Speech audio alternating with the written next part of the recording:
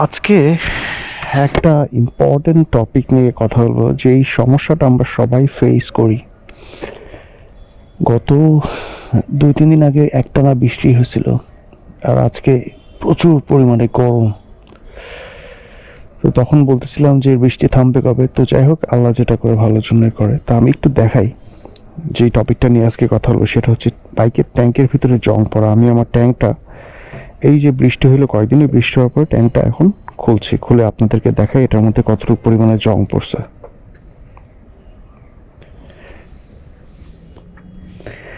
Tank দেখেন, একেবারে ট্যাঙ্কের ফুল দেখা যাচ্ছে। আমি চালাইছি 120 কিলোর মতো, একেবারে এতটুকু পর্যন্ত তেল ভরছিলাম। আমি জানি না ক্যামেরাতে বোঝা যাচ্ছে কিনা, এই রডটার থেকে একটু নিচে দুইটা রড দেখা যাচ্ছে।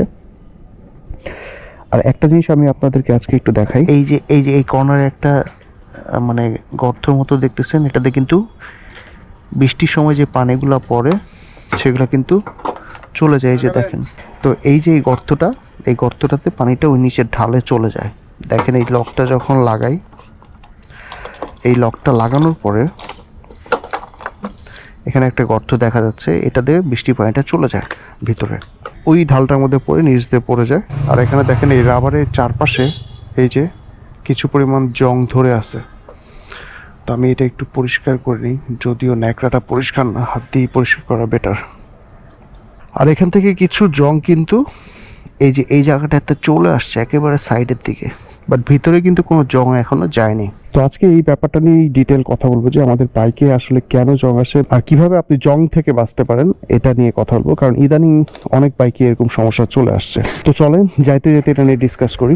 তো বাইকে দুইটা জায়গায় আসলে জং ধরে। একটা হচ্ছে উপরের দিকে, অনেক সময় জং ধরে দেখবেন রংগুলো ফুলে উঠছে।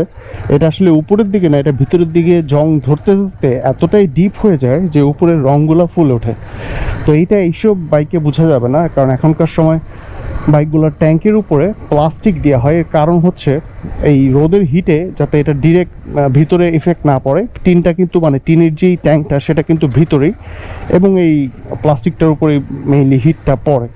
আর আমরা জানি যে, আপনারা দেখছেন কিনা গ্রামের বাড়িতে যখন যান, যে টিনের চালে যখন গরম পড়ে, তো এই টিনের চালে কিন্তু প্রচুর পরিমাণে হিট জেনারেট হয় এবং ঘর একেবারে গরম হয়ে যায়। সেম এই ব্যাপারটা আপনারা টিনের চালেও দেখছেন যে কি পরিমাণে জং ধরে। তো এরকম যখন বাইকের ট্যাঙ্কটা হচ্ছে স্টিলের হয়, তখন সেটাতে এমন পরিমাণে হিট হওয়ার পর এক সময় ওটা রংটা ফুলে যায়, এবং ভিতরে যদি জং থাকে, মানে পানির কারণে যদি জং থাকে, তখন সেটা আরও এফেক্টিভ হয়ে যায়, মানে ট্যাঙ্কে একেবারে জং চলে আসে এবং ট্যাঙ্কটা লিকও হয়ে যায়। তো এই দুই ধরনের জংয়ের মধ্যে একটা আপনাদের মনে হতে পারে যে একটা বাইরের দিকে এরকম রং ফোলা দেয়, এটা কিন্তু আসলে এক ধরনেরই জং, মানে জিনিসটা ভিতরেই হয়েছে, যার কারণে বাইরের রংটা ফিটে তখন এটা ইজিলি এটা ছিদ্র হয়ে গেছে। তো অনেক সময় হয় কি, যে ছিদ্র কিন্তু অলরেডি হয়ে গেছে, কারণ এই রংটা যতক্ষণ না ফুলে ততক্ষণ তেলটা লিক হয় না। তো এইটা কেন হয় এবং এটা সমাধানটা কি, চলেন এটা নিয়ে আগে আলোচনা করি। জং ধরার সবচেয়ে প্রধান কারণ আপনারা খেয়াল করবেন যে পানি।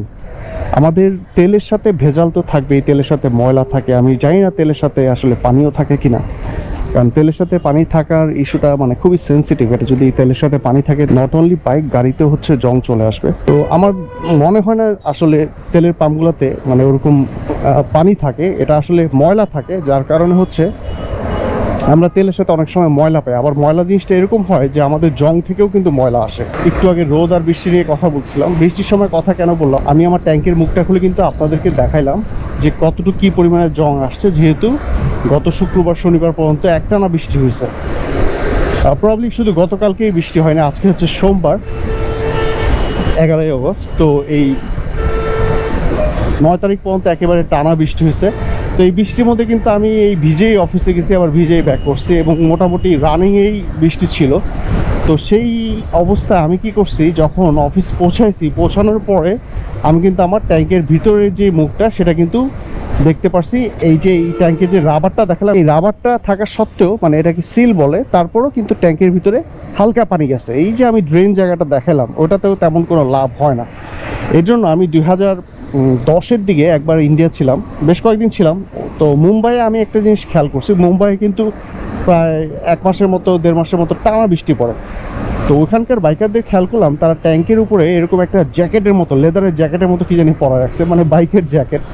তো ওইটা আমি আসলে তখন বুঝি নাই। তো পরে আমি একজনকে জিজ্ঞেস করার পর বললো এটা বৃষ্টির সময় অনেক সময় এই পানিটা যাতে ট্যাঙ্কের মুখ দিয়ে ভিতরে না যায় এর জন্য। এবং অনেকে দেখলাম ওই ট্রান্সপারেন্ট যে রেইনকোটের মতো ওটাও পরানো, তো সেটা আসলে পরানো হয়েছে যাতে ভিতরে পানিটা না যায়। তো আমাদের দেশে এখনও এই জিনিসগুলো আমার মনে হয় আসে নাই, বা চলেও আসতে পারে, যেহেতু আমি 15 বছর আগের কথা বলতেছি। বাট ওই সময় এটা মার্কেটে অ্যাভেলেবল ছিল না, বংশাল বলেন যেখানেই বলেন অ্যাভেলেবল ছিল না। তো আপনারা চাইলে এই জিনিসটা একটু খোঁজ নিতে পারেন যে এটা পাওয়া যায় কিনা, যে ট্যাঙ্কের কোনো কাভার।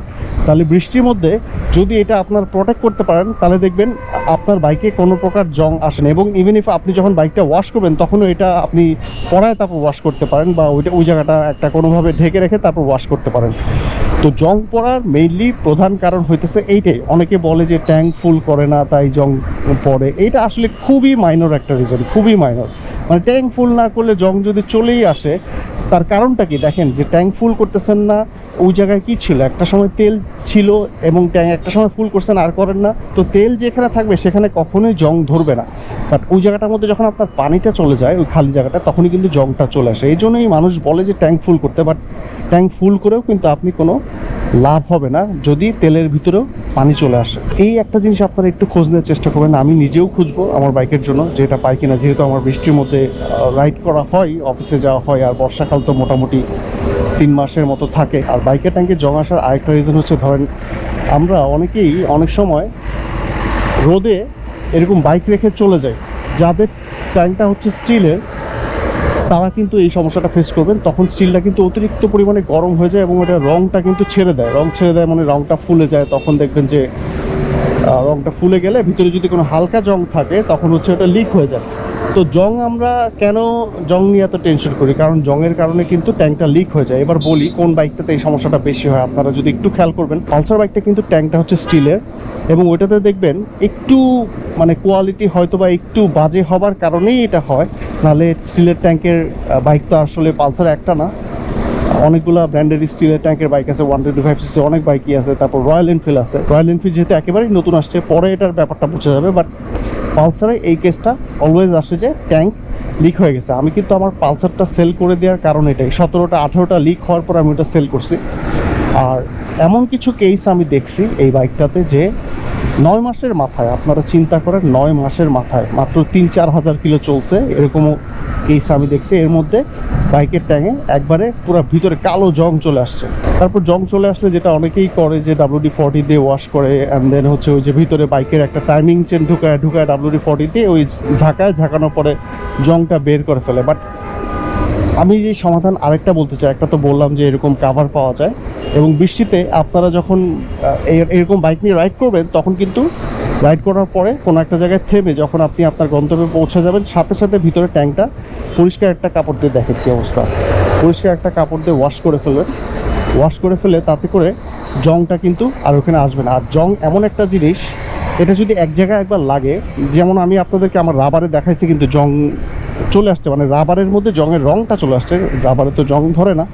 তো এর কারণ হচ্ছে ওই জংটা ওই রাবারটা ক্রস করার চেষ্টা করতেছে, ক্রস করে যদি একবার ভিতরে সে যেতে পারে তখন ভিতরে আস্তে আস্তে বাড়তে থাকবে। এই যে বৃষ্টিতে রাইড করার পরে সাথে সাথে যে আমি মুছতে বললাম, এর কারণ হচ্ছে ওই সময় যদি আপনি সাথে সাথে ওই সাইডটা মুছে ফেলেন তখন এটা ভিতরে আর বাড়বে না।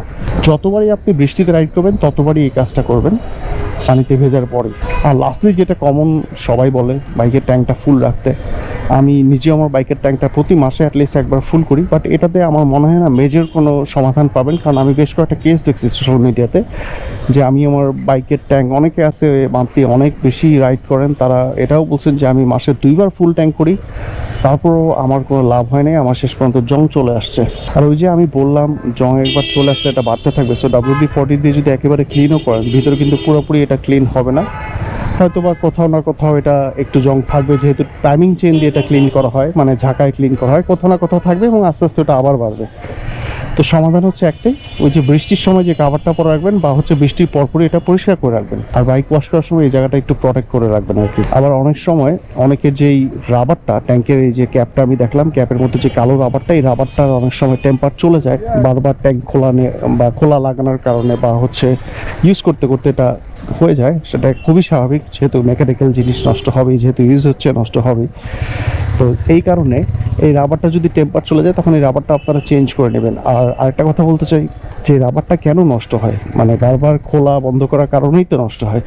তো এখন আপনারা বারবার ওই 200-100-500 করে তেল না ভরে একবারে ট্যাঙ্ক ফুল করার চেষ্টা করবেন সবসময়, বা একবারে বেশি করে তেল নেওয়ার চেষ্টা করবেন, তাতে করে বারবার এই রাবারটা ক্ষতিগ্রস্ত হবে না ট্যাঙ্কের ক্যাপ খোলা বা বন্ধ করার কারণে। তো আশা করছি যে কটা সলিউশনের কথা বললাম এবং সমস্যার কথা বললাম এটা আপনারা বুঝতে পারছেন, এবং এই কারণেই হচ্ছে আপনাদের বাইকের ট্যাঙ্কে জং আসে। তো আজকের ভিডিওটা এখানেই শেষ করছি। রাস্তায় আবার ঘুরে ফেলতে হলো, ওই জায়গাটা গেট বন্ধ, আর একটু ঘুরে যেতে হবে। আশা করছি আমার ভিডিওগুলো আপনাদের ভালো লাগছে। Thank you so much for watching my videos.